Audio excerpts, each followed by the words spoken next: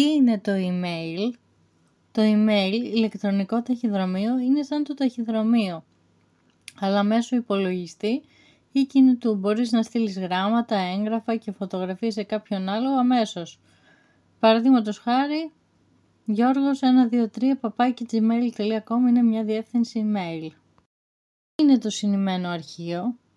Όταν στέλνεις ένα email, μπορείς να προσθέσεις μαζί και ένα αρχείο, παραδείγματος χάρη μια φωτογραφία ή ένα έγγραφο Word.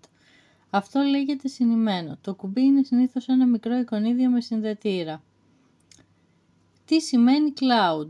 Το cloud ή αλλιώς σύννεφο είναι ένας ασφαλής χώρος στο διαδίκτυο όπου αποθηκεύεις αρχεία, έτσι δεν τα χάνεις αν χαλάσει ο υπολογιστής σου, παραδείγματος χάρη Google Drive ή OneDrive.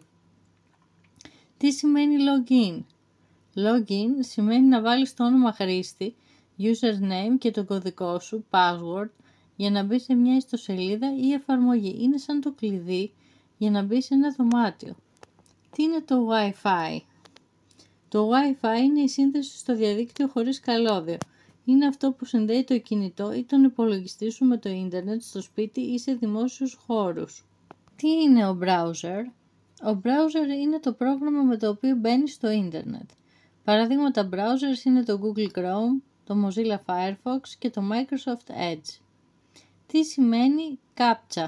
Το CAPTCHA είναι μια ερώτηση ή αλλιώς δοκιμή για να αποδείξεις ότι είσαι άνθρωπος και όχι ρομπότ. Συνήθως σου ζητάει να επιλέξεις εικόνες ή να γράψεις λέξεις που βλέπεις.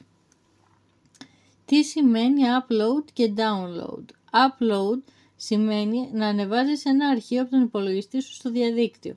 Download σημαίνει να κατεβάσεις ένα αρχείο από το διαδίκτυο στον υπολογιστή σου. Τι είναι ο λογαριασμός Google? Με ένα λογαριασμό Google μπορεί να έχεις πρόσβαση σε πολλές υπηρεσίες όπως το Gmail, το YouTube και το Google Drive. Είναι το κλειδί για να χρησιμοποιήσεις τα περισσότερα εργαλεία της Google. Τι είναι ο κωδικός πρόσβασης password? Ο κωδικός πρόσβασης είναι η μυστική λέξη που χρησιμοποιείς για να προστατεύσεις τους λογαριασμούς. Μην τον μοιράζεσαι με άλλους και φρόντισε να είναι κάτι που θυμάσαι αλλά δύσκολο να το μαντέψει κάποιος άλλος.